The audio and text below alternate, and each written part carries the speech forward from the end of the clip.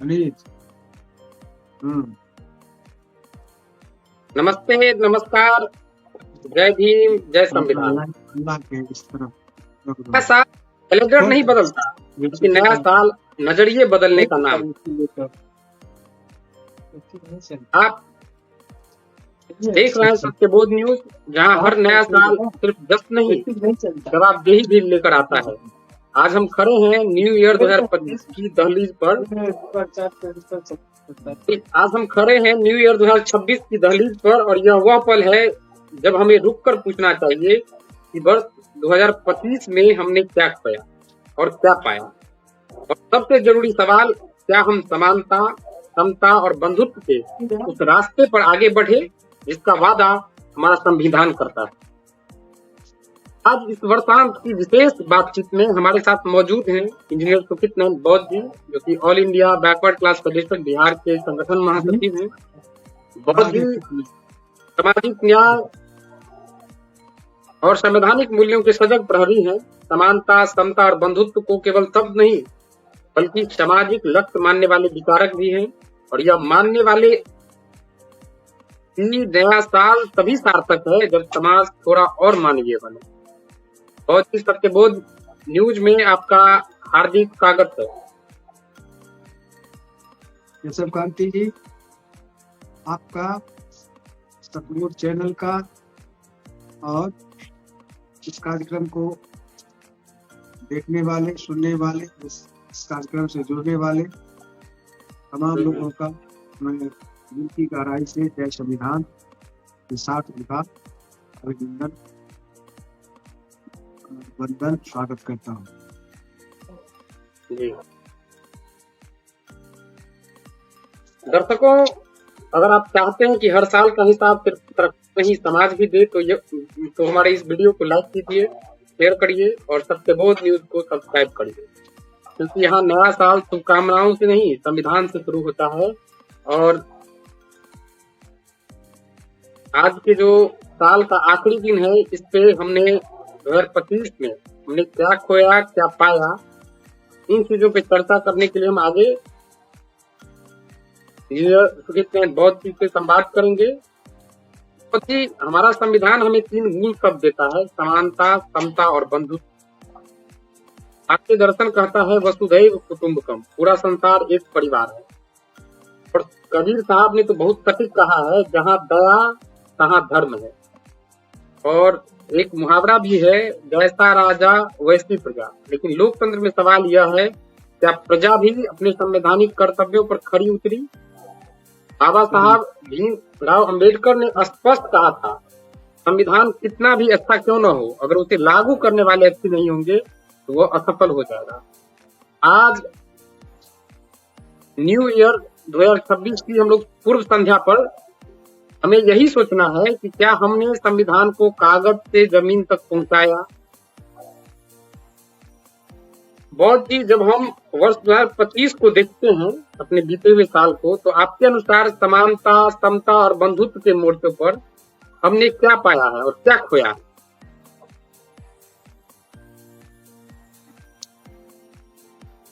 केशव कांति जी, एक साथ आपका समता, स्वतंत्रता, बंधुत्व की बात आपने कही है, इसके परिप्रेक्ष्य हमने क्या पाया।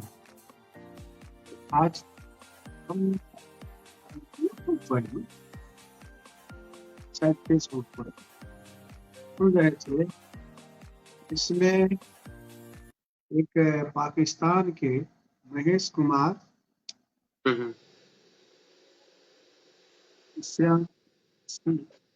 सियाही ऐसी कुछ करके उनका टाइटल था।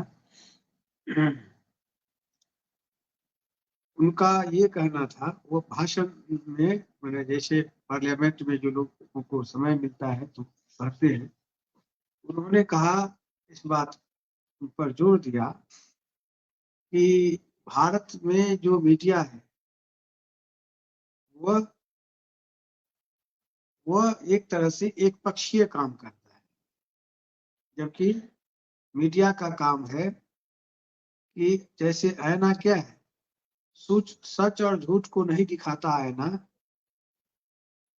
आईना के सामने जो आता है सच को जो जैसा है वैसा दिखाता है। तो वही भूमिका होनी चाहिए मीडिया की। तो उसका कहना था, जो लोग देख सकते हैं, महेश कुमार का 16 मई 2025 का ही उनका भाषण है उसमें, जिसमें वो जो है भारत के मीडिया को एक तरह से इस तरह से दिया कि वो, जबकि भारत धर्मनिरपेक्ष राष्ट्र है, हम उसका छोटा भाई है, वहां से हम जन्म लिए। और हम लोगों के यहाँ उनका ये कहना था कि कहीं कभी कोई किसी भी तरह से यहाँ पर जो बुद्धिस्ट हैं, यहाँ पर जो सिख हैं, यहाँ पर जो जैनी हैं या हिंदू के रूप में है, किन्हीं के साथ कोई भेदभाव जैसा कुछ नहीं होता है। यहाँ पर भारत में प्रत्येक दिन मस्जिद के ऊपर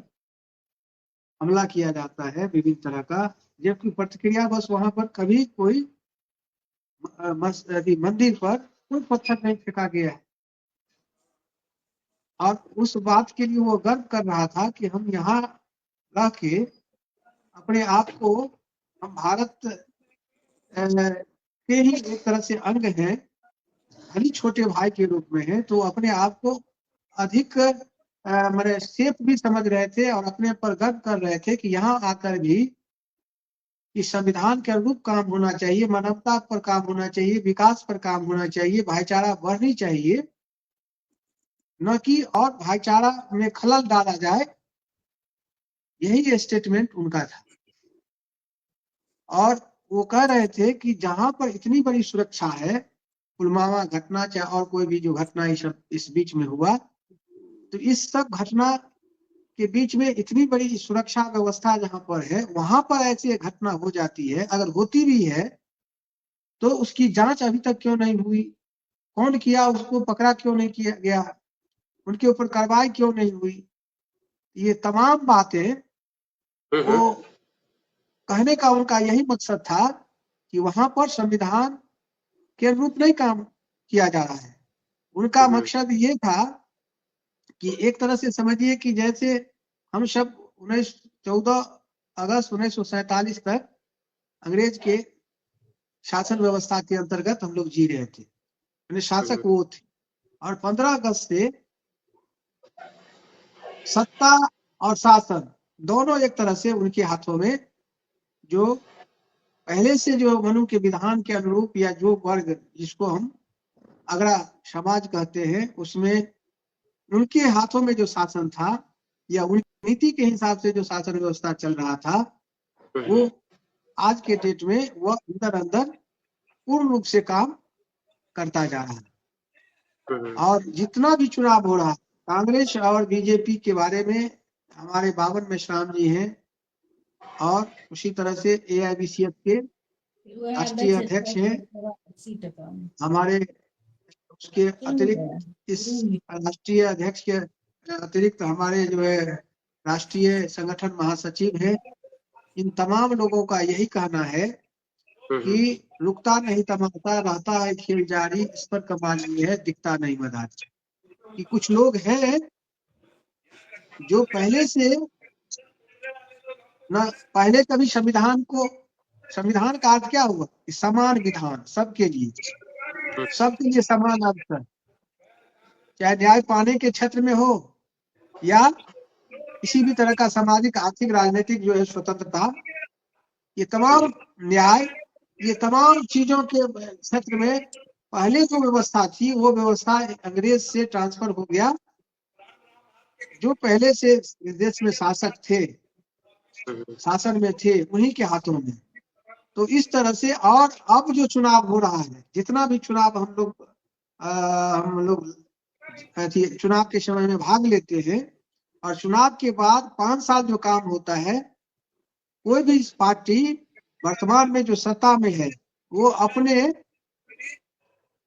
अपने मैनिफेस्टो पर और संविधान जिन बातों को कहता है कि इस देश के विकास के लिए ये जरूरी है, और शोषित समाज को प्रायोरिटी में रखकर उनको विकसित राष्ट्र, एक दिन विकसित राष्ट्र बन सके, इन मुद्दों पर काम नहीं होता है।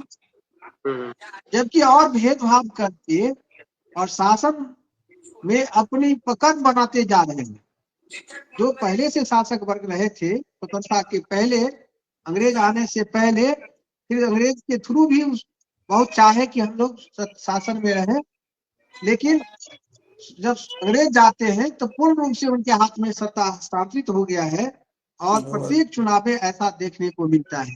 तो इसके संदर्भ में आप द न्यूयॉर्क टाइम्स जो अमेरिका का एक ये है पत्रिका, उसमें छपा है एक विस्तृत लेख। उसको अगर जानते हैं या यूट्यूब पर या किसी पर आप खोजिएगा तो आपको मिल जाएगा, वैसे नहीं तो आपको हम भेज भी देंगे।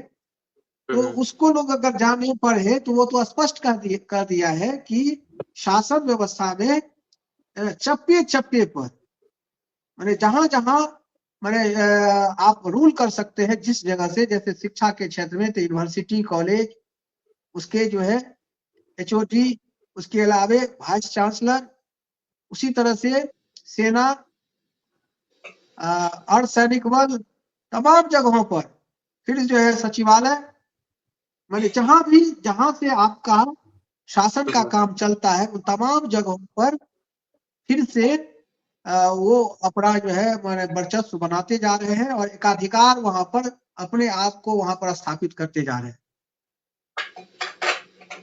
तो एक इस तरह से हम ये कह रहे हैं कि हमने क्या पाया, तो पाया कुछ नहीं, हम खोते जा रहे हैं। तो इसके लिए हम तो यही कहना चाहेंगे कि इस संदर्भ में हम ये कहना चाहते हैं कि all India backward classes federation के जो राष्ट्रीय अध्यक्ष हैं वो संविधान के ज्ञाता भी हैं, वो chief justice Andhra Pradesh high court के रह चुके हैं और एनसीबीसी के भी अध्यक्ष रह चुके हैं। तो वो काफी जानकार भी हैं और ईमानदार भी हैं, जानदार भी हैं। उनकी बातों को हम तमाम लोगों को, बहुजनों को, जो मतलब शोषित समाज जो रहा है उनको इनसे जुड़ना चाहिए, इनके संगठन से जुड़ना चाहिए और उनकी बात को जब हम लोग सुनेंगे तो निश्चित तौर पर हमें क्या करना चाहिए इसका एहसास होगा। हम कहाँ खड़े हैं, हम कुछ खोते जा रहे हैं या कुछ पाते जा रहे हैं। संविधान हमारे लिए जो बना था, विकास का जरिया था, सिलेबस था, वो कुछ काम कर रहा है, उस पर शासक वर्ग काम कर रहे हैं, उसके अनुरूप कि नहीं कर रहे हैं, ये तमाम बातों का आकलन हमें हो जाएगा। इसलिए उनको जानना चाहिए। और एक चीज मैं कहना चाहूंगा कि जैसे मान लीजिए कोई आदमी कोई किताब लिखता है, तो किताब कब लिखता है, वो 30, 40, 50 वर्ष के एज में जब वो जिंदगी को जी लेते हैं, बहुत सारी किताबों को पढ़ते हैं, बहुत सारा एक्सपोजर और घटनाओं को जान जाते हैं, तब फिर वो कोई किताब लिखते हैं। उसी तरह से कोई संगठन में अगर कोई चला रहे हैं और वो प्रभावी भी दिख रहा है, तो इसका मतलब है कि जो किताब लिखे 40 वर्ष में, 50 वर्ष में, तो समझिए कि उनके 40, अगर उनका एक किताब आप पढ़ लेते हो तो उनके 40 वर्ष के अनुभव को आप केवल किताब पढ़ लेने से, चाहे वो 1 दिन लगे पढ़ने में या 2 दिन लगे पढ़ने में, आपको उतना अनुभव आपको प्राप्त हो जाएगा, उनकी उतनी जानकारी आपको मिल जाएगी। तो उसी तरह से आज जैसे बावन मेश्राम जी हैं और बाम शेख के राष्ट्रीय अध्यक्ष हैं, उसी तरह से हम लोगों का AIBCF है, उसी तरह से बहुत सारे इस देश में अभी सोशल एक्टिविस्ट हैं जो इन मुद्दों को लेकर।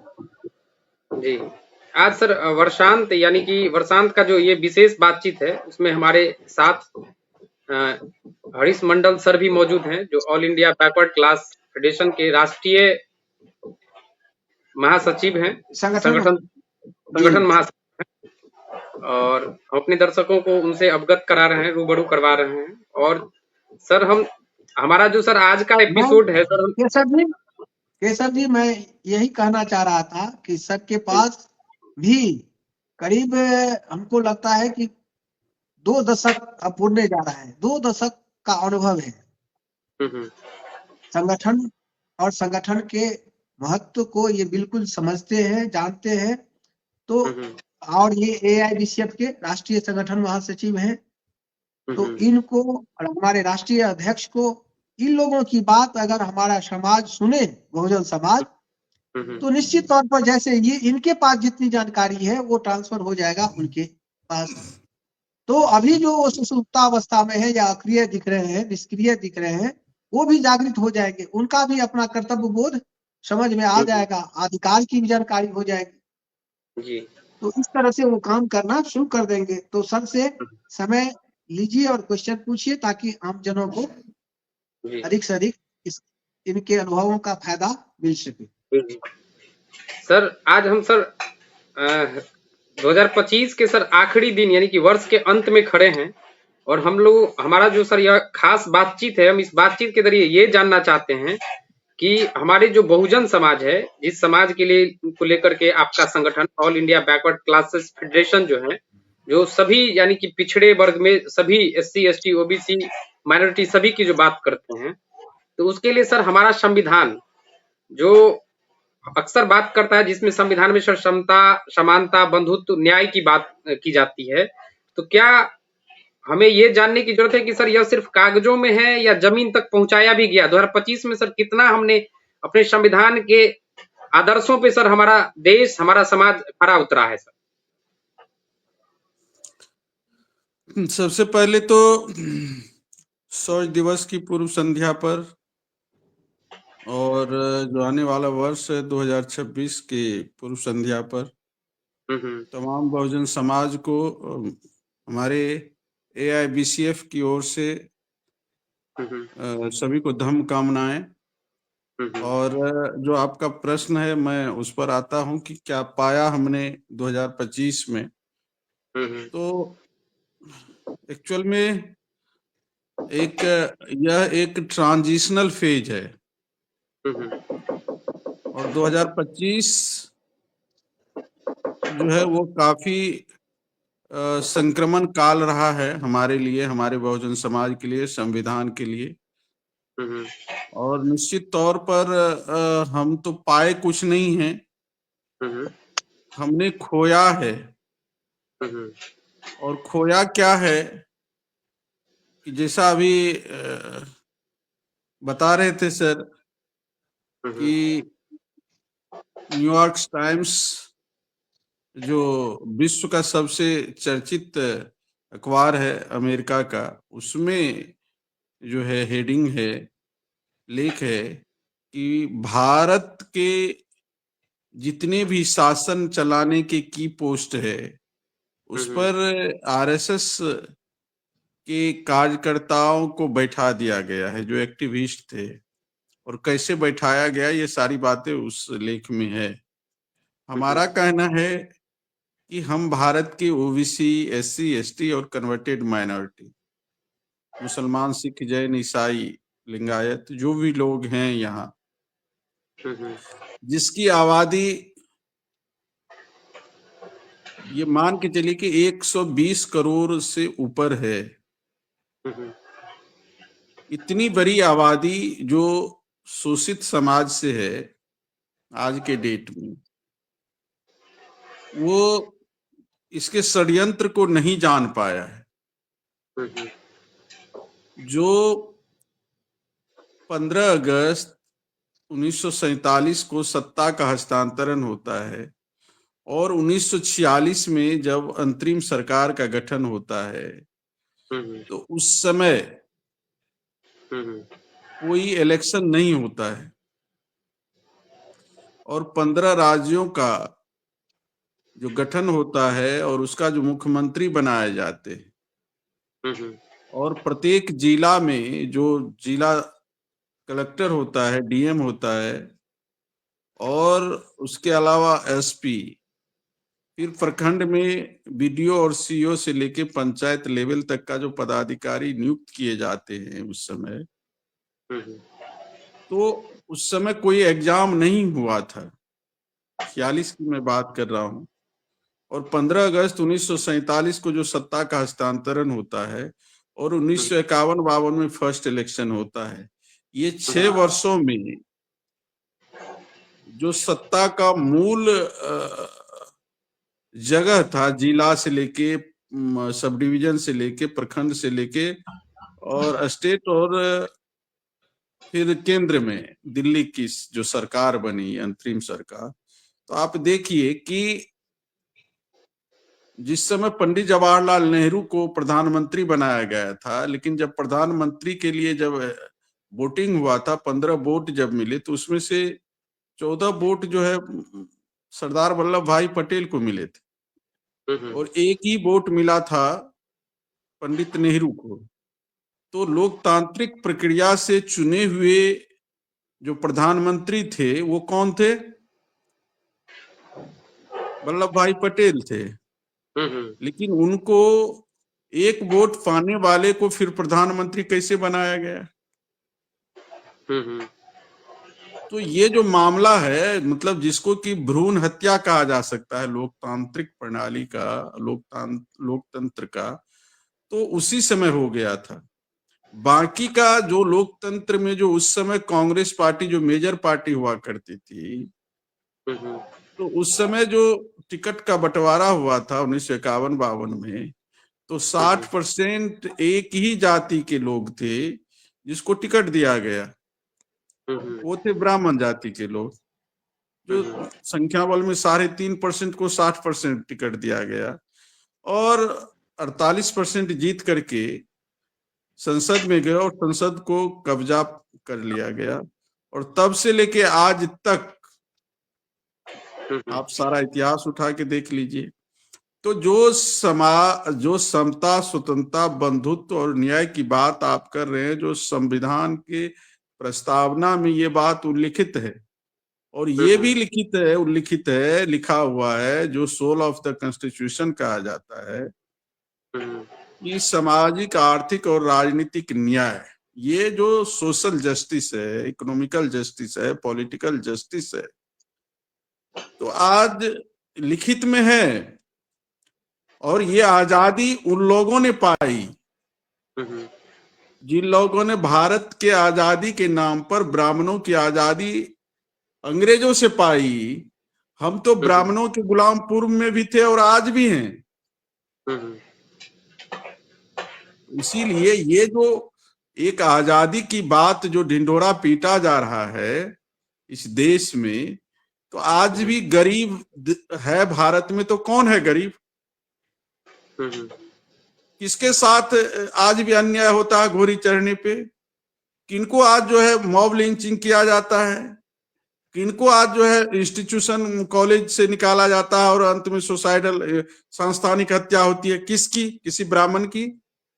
नहीं। किसकी हत्या होती है? किनकी माँ बहनों का रेप हो रहा है किस समाज से? पिछड़ों का। तो ये रेप करने वाले रेपिस्ट कौन है और जिसका रेप होता है वो कौन है?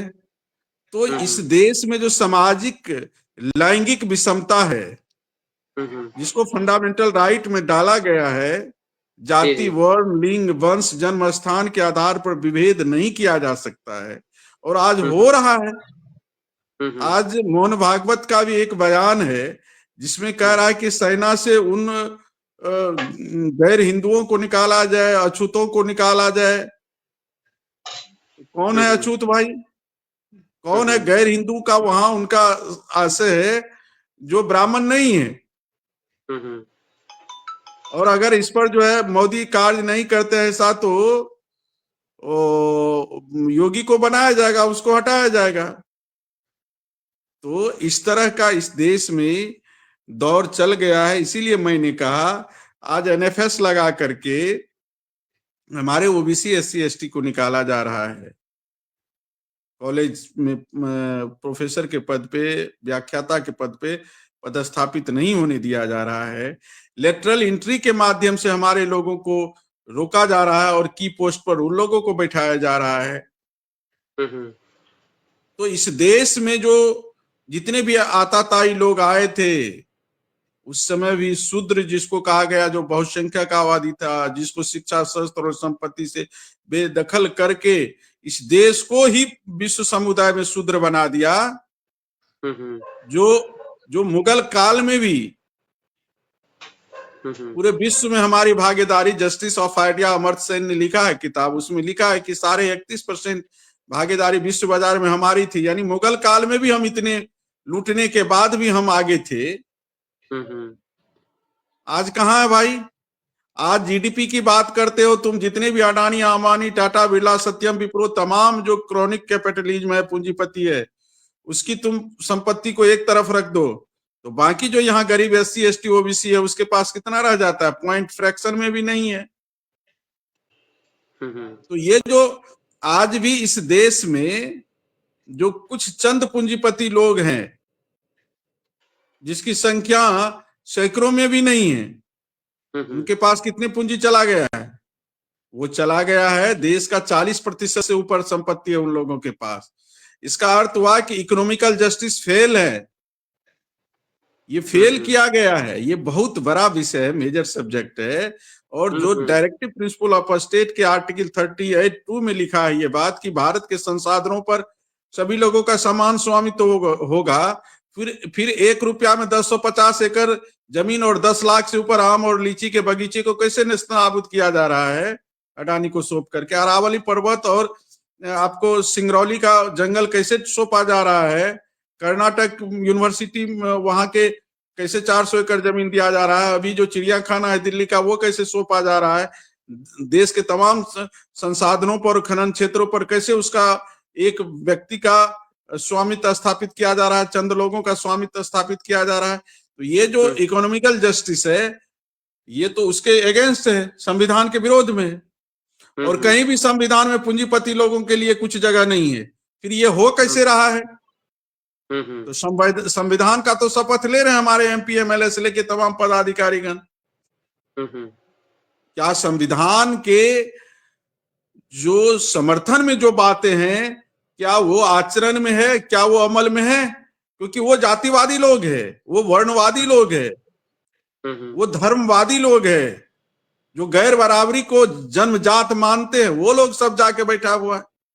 तो जो गैर बराबरी की बात करने वाले लोग जन्मजात लोग हैं, जो जन्म के आधार पर अपने आप को श्रेष्ठ समझ रहा, आप उससे आशा करते हैं कि बराबरी की बात देश में स्थापित हो जाएगी कैसे? बाबा साहब से जब 1953 में पूछा गया था BBC पत्रकार के द्वारा कि भारत में राष्ट्रवाद और समाजवाद आपके नजरों में कब तक आएगी, तो बाबा साहब ने कहा कि नहीं, मेरी नजरों में भारत में राष्ट्रवाद और समाजवाद नहीं आ सकती है। तो फिर उसने पूछा क्यों? बोला कि जब तक इस देश में जाति रहेगी तब तक न तो राष्ट्रवाद हो सकता है न समाजवाद आ सकती है। और आज इस देश में SC SC के बीच में शादी और समानता की बात नहीं पनप पा रही है, ST ST के बीच में नहीं, OBC के बीच में नहीं हो पा रही है। दुश्मन तो यही चाहता है। तो उनके द्वारा बनाई गई जो व्यवस्था है, सामाजिक व्यवस्था, उसको आज भी हम मान रहे हैं। आज हम कुछ सारे लोग जो OBC में है या SC ST में है, जो थोड़ा सा प्राप्त कर लिए वो अपनी जाति को वरीयता देते हैं, वो कहीं उसके आचरण में नहीं है। बात जय भीम की बोलते हैं, जय संविधान की बोलते हैं, लेकिन जब बात आती है मानवता की, जब बात आती है शादी विवाह की, तो अपने गोत्र और अपने उपजाति में खोजते हैं आज भी। तो दुश्मन का काम तो हम खुद कर रहे हैं, तो कैसे सोशल जस्टिस स्थापित होगी? कैसे इकोनॉमिकल जस्टिस? अगर हमने बहुत बड़ा पद पा लिया तो हम वहां खोजते हैं कि बड़ा पद वाला ही कोई मेरा ये बने, बड़े परिवार बने। तो भाई कैसे स्थापित होगा हम कभी ऊपर नीचे के लोगों से इस संबंध में कभी बात नहीं करते हैं कि हम अगर ऊपर उठ गए तो नीचे के लोगों से हम संबंध स्थापित करके उसको भी अपनी बराबरी मिलाए, ऐसा कभी देखे हैं? अपने ही बात कीजिए। तो ये माइंड सेट हमारे दिमाग में कितनी गहरी है, और बात हम भी कर रहे हैं कि नहीं सामाजिक जो है समता है, समाज जस्टिस है, कैसे आएगा भाई? तो कमी हम में है। जो विचार उसने स्थापित किया उस विचार को हम दृढ़ता से आज भी मान रहे हैं प्रैक्टिकल में। तो हम लोगों को ये चाहिए कि जिसने वो व्यवस्था बनाई उसके हित में है। तो हमारी व्यवस्था क्या है? हमारी व्यवस्था है कि सत्य शोधक समाज जो 1873 में ज्योतिबा फुले ने बनाया था, सत्य पे आधारित समाज होना चाहिए, मानवतावादी समाज होना चाहिए, विषमतावादी और यज्ञ और यजमानी प्रथा को समाप्त करना चाहिए, स्वर्ग नरक और तमाम जो अवैज्ञानिक सोच है उसको संविधान जो वैज्ञानिक सोच की बात करता है उसको मानना चाहिए। हम मानव है, और लेकिन हम खोजते हैं जाति जाति में, हम खोजते हैं किस्नौत और मदरौठ में, हम खोजते हैं घोसी और दयार में, हम खोजते हैं केवट है तो केवट में। मेरा कहना है कि अगर ये मानसिकता हमारी रहेगी तो दुश्मन को लड़ने की जरूरत पड़ेगी हमसे? नहीं पड़ सकती है। ये जो विखंडन के सिद्धांत पे आधारित समाज है, शक्ति को तार तार करने वाले सिद्धांत पे हम खुद अडिग हैं, तो हमको पराजित करने के लिए लड़ाई लड़नी पड़ेगी दुश्मन को। बिल्कुल नहीं, वो तो हम खुद ब खुद हार जाएंगे। हारने की जरूरत नहीं, वो अपना काम कर रहा है और हम हारे हुए हैं पूर्व से ही। जी जी। और आज भी हम गुलाम हैं, और गुलामी के लिए तो शक्ति का संयोजन चाहिए अगर आजाद होना चाहते हैं। और शक्ति का संयोजन तब होगा जब आप अपने महापुरुषों के विचारधारा पर को अंगीकार कीजिएगा, आचरण में उतारिएगा। और जब आप आचरण में उतारते हैं तो कहने का अर्थ है आप प्रैक्टिकल होते हैं। और जब आप प्रैक्टिकल होंगे और जब बड़े बड़े लोग अपने बाल बच्चों का शादी, उनके विचारों को बदलेंगे, अपने परिवार में बदलेंगे, अपने घर में बदलेंगे, फिर अपने समाज में बदलेंगे, तो निश्चित तौर पर हमारी जितनी संख्या है सर थोड़ा कैमरा टिल्ट कर लीजिए, आवश्यकता नहीं होगी। जी थोड़ा सर कैमरा टिल्ट करके फ्रेम में आ जाइए सर, थोड़ा ऊपर। हाँ जी। तो मेरा ये कहना है कि हम लोगों को जो आज शौर्य दिवस, वो लड़ाई जो लड़ी गई थी, वो लड़ाई क्या था? वो अधिकारों के लिए था, जिसने हमारे लोगों को गले में हांडी पिछवाड़े पे झाड़ू बांधा था और गांव से समाज से बहिष्कृत किया था, अधिकार से वंचित किया था। तो उनको अंग्रेजों का सहयोग लेकर के उन 28,000 पेशवाओं को कल ही के दिन, आज ही के रात से भीमा नदी के किनारे ये युद्ध हुआ था, और उसमें 28,000 पेशवाओं को गाजर मूली की तरह जो है काट दिए थे हमारे शूरवीर लोगों ने, महापुरुषों ने। तो ये बात हमें समझना चाहिए कि शौर्य दिवस के इस शुभ अवसर पर जो इतनी लड़ाई लड़के अंग्रेजों ने जो हमें शिक्षा, संपत्ति और शस्त्र रखने का अधिकार दिया, उसको पुनः छीना जा रहा है। और संविधान ने जो अधिकार दिया लास्ट में बाबा साहब के माध्यम से, वो फिर से जो है समाप्त होता दिख रहा है, और हम लोग कुछ नहीं कर पा रहे हैं। इसीलिए हमें चाहिए कि आने वाले जो शौर्य दिवस के बाद जो नया साल है हमारा, उसमें जागृति को तेज करना चाहिए। और AIBCF, all India backward class federation, जो चीफ जस्टिस जिसके प्रेसिडेंट अभी प्रेसिडेंट बन गए हैं हंसराज जहांगीर साहब, और फॉर्मर प्रेसिडेंट और वो है जस्टिस भीश्वरैया सर।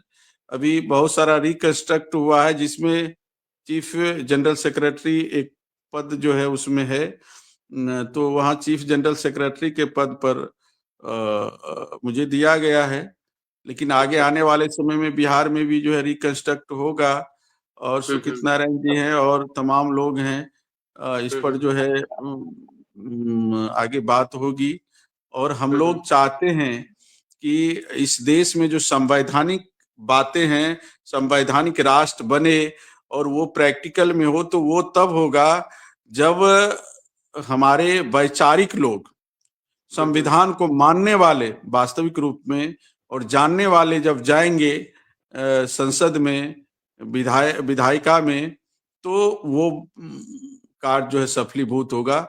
नहीं तो जिस तरह से कोई भी आप नया गाड़ी खरीद के किसी भी ड्राइवर को दे दीजिए, और ड्राइवर अगर उसकी मानसिकता सही नहीं होगी तो वो ड्राइवर क्या करेंगे? अगर उसकी मानसिकता है कि इस गाड़ी को हम, नया गाड़ी है, बहुत अच्छा गाड़ी है, कंडीशन वेल कंडीशन में है, और इसको हम जाके कहीं भी डिवाइडर से टकरा दे या गड्ढे में लेके गिर जाए, तो वो चलाने वाले की मानसिकता पे निर्भर करेगी। तो उसी तरह से इस देश में जो संविधान को ड्राइव कर रहा है, वो कौन ड्राइव कर रहा है? जो संविधान विरोधी ताकत है वो ड्राइव कर रहा है। वो संविधान के अनुरूप कार्य करेगा या विरोध में काम करेगा? ओथ लेता है संविधान का, लेकिन काम जो है मनु के विधान का कर रहा है। तो हम लोगों को इससे सतर्क होना चाहिए, समाज को भी सतर्क करना चाहिए, जागृत करना चाहिए, अपने दोस्त की पहचान करना चाहिए। SC ST OBC और जो कन्वर्टेड माइनॉरिटी है इस देश में, उनको जिसका DNA L3MN है, उनको बताना चाहिए कि हम लोगों को एक होकर के मुट्ठी बंद करके समाज में शक्ति का निर्माण करें, और जो संगठित शक्ति होगी वही फिर संविधान वो समाज में सामाजिक न्याय, आर्थिक न्याय और राजनीतिक न्याय और समता, स्वतंत्रता, बंधुता और न्याय पर आधारित समाज और राष्ट्र का निर्माण कर पाएंगे। तो इस तरह से हम लोग पूर्व संध्या पर हमारे AIBCF और तमाम जो है, अभी 3 जनवरी को राष्ट्रमाता सावित्रीबाई फुले का जयंती है, तो 16 तारीख तक जो है हम लोगों का राष्ट्रमाता सावित्रीबाई फुले जयंती पखवाड़ा मनाया जाएगा। और जगह जगह जो है शिक्षा वन नेशन वन एजुकेशन की बात होगी, और शिक्षा जो है वही आपको आने वाले समय में मार्ग प्रशस्त करेगी। तो शिक्षा पर हमारा जो है जोर होगा, और रियल एजुकेशन का मतलब है कि सोशल एजुकेशन होना चाहिए हमारे समाज के लोगों के बीच, अपने इतिहास को जानना चाहिए, अपने आने वाले पूर्व में जो महापुरुषों ने कह के गए हैं, समाजवाद की जो एक विचारधारा है, संविधानवाद की जो विचारधारा है, उसको हम लोग आगे समाज के बीच बांटने का काम करेंगे। तो इस संबंध में आज पूर्व संध्या पर, शौर्य दिवस के पूर्व संध्या पर भी जो भी सुन रहे हैं और सभी लोगों को AIBCF की तरफ से बहुत बहुत मुबारकबाद, शुभकामनाएं, धमकामनाएं। जय भारत, जय संविधान, नमो बुद्ध। जी, बहुत बहुत धन्यवाद सर आपका। आपने हमारे बहुजन समाज के बहुत सारे जो दर्शक अभी देख रहे हैं, सुन रहे हैं, उनको आने वाले 3 जनवरी से 16 जनवरी जो आप माँ सावित्रीबाई की जयंती का पखवाड़ा बना रहे हैं, उसकी भी जानकारी दिए। हम लोग चाहेंगे कि अपने आपके इस पखवाड़ा कार्यक्रम को जो सत्यबोध न्यूज है हमारा, इस चैनल के माध्यम से इस पे जो डेली सर जो हो आप भी आए, और अन्य जो हमारे all India backward class federation के सदस्य हैं उन सभी से हम अनुरोध करेंगे कि आकर के अपने विचारों को जो आम जनता तक पहुंचाने का प्रयास करें। उसके लिए सर सत्यबोध न्यूज आप सभी का सर स्वागत करता है, ताकि आप लोग अपने विचारों को हमारे आम जन तक पहुंचाने के लिए आप इस मंच का उपयोग कर सकते हैं, और हम आपके साथ हैं सर, आपके इन विचारों को आगे बढ़ाने के लिए आपके साथ रहेंगे। तो ऐसा है कि देखिए, एक गूगल मीट अलग से कर लीजिए, चूंकि आपके चैनल को आगे कैसे बढ़ाया जाए, ठीक ना। जो आप कार्यक्रम कर रहे हैं, तो इसके लिए जितने भी हमारे लोग हैं, हजारों लोग, तो कम से कम उन लोगों के पास ये मैसेज जाना चाहिए। तो जैसे कल जैसे कार्यक्रम है, तो उसका लिंक अगर आज बना के भेजते तो हम उन सारे लोगों को भेज दिया कीजिए, या आपको जो भी लिस्ट है, तो उन लोगों को जुड़ने से कम ये होगा कि, या फिर इस बारे में सब अपना वो कम से कम नोटिफिकेशन जो है, या फिर उसको सब्सक्राइब करने की जो बात है, तो उसको आप पहले से सबको बोल दीजिए, जो भी लिस्टिंग आदमी है, फिर हमसे भी लिस्ट लीजिए, और आप अपना मेहनत उसको कहिए कि ऐसे ऐसे इस चैनल को सब्सक्राइब कीजिए। और जो पखवाड़ा मनाया जा रहा है, तो जैसे अभी 3 तारीख को बनमनखी में है, निपनिया पंचायत है, वहाँ है कार्यक्रम, फिर वहाँ रसाड़ है, 2 कार्यक्रम वहाँ है, फिर आगे जैसे अभी अररिया में कार्यक्रम है, फिर आपको यहाँ सुपौल में कार्यक्रम है, सहरसा में कार्यक्रम है, हर जगह कार्यक्रम है। तो जहाँ जहाँ कार्यक्रम हो रहा है, तो आप जैसे हर जगह के जो कार्यकर्ता हैं, तो उनसे आप संपर्क कीजिए कि आप वहाँ का कुछ बाइट भेजिए, हम चलाएंगे, और उस पर आप जो है अपना न्यूज बना के भी दीजिएगा, तो लोग इससे इंटरेस्ट होगा, फिर आपके चैनल को लोग जो है सब्सक्राइब भी करेंगे कि नहीं, ये हमारी चैनल है सत्यबोध, हमारे राष्ट्रपिता ज्योतिबा फूले, सावित्रीबाई फूले और तमाम महापुरुषों के जयंती और उनके विचारों को फैला रही है। तो लोग उसको सब्सक्राइब करेंगे, और फिर व्यूअर बढ़ेगा, धीरे धीरे लोगों को ये जानकारी होगी, तब लोग अपने दोस्त को, अपने जो भी वैचारिक लोग हैं उनको बताएंगे। तो ये चीज जो है, आप इंडिविजुअली बात कीजिए सबसे, और हम जैसे नंबर दे दिए 25-50-100 का, तो वो जो है इस तरह से वो मामला आगे बढ़ जाएगा, ठीक ना। सर इस चैनल को सर सब्सक्राइब कैसे किया जाए और कैसे सर इसको आगे बढ़ाया जाए, इसके लिए सर हम एक पीपीटी तैयार कर लेते हैं, 5-10 पेज का होगा। उसके बाद सर हम्म, आप गूगल मीट ऑर्गेनाइज कर दीजिए, और गूगल मीट के माध्यम से मतलब हम्म। जब आप एक बार सर ब्रीफ कर देंगे सभी लोगों के बीच में, और उसके बाद सर धीरे धीरे हम सबसे कनेक्ट हो जाएंगे, और बात करके फिर सर तो जहां भी जैसे आपकी जैसे जहां जहां आपकी कार्यक्रम होगी तो कैसे हमसे जुड़ना है, उसको हम कैसे जोड़ेंगे, सारा उसमें हम ब्रीफ कर देंगे, ताकि वहां के कार्यक्रम का हम सीधा प्रसारण भी कर सके अपने सत्यबोध न्यूज पे। इस चीज के लिए सर हम सारी मैं जानकारी तो दे देंगे। हम जो है जी। कल जैसे 8-10 आदमी का जैसे हम आपको दे देंगे, ठीक ना।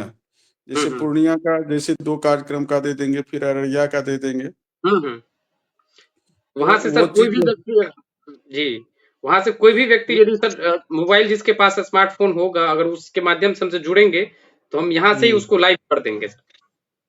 नहीं नहीं, वो तो हम देखे आप दिल्ली वाले कार्यक्रम का वो कर रहे थे, तो जी हम जी। लोगों को पता नहीं था। जैसे पहले से ही जैसे पता सबको रहेगा तो उसके लिए अलग। जैसे अब होता क्या है कि बीच में जैसे सुगीत नारायण सर बोल रहे थे तो हम्म। डिस्टर्ब हो जा रहा था, उधर कार्यक्रम चल रहा था, तो जैसे हम कहीं बैठ गए एक तरफ और फिर हम्म। वहां से सबको ये कर रहे हैं पीछे से, तो वो तब डिस्टर्ब नहीं होता है। तो मेरा हम्म। कहना है कि जैसे हम लोग ये बात भी बता देंगे कि कहाँ से क्या करना है।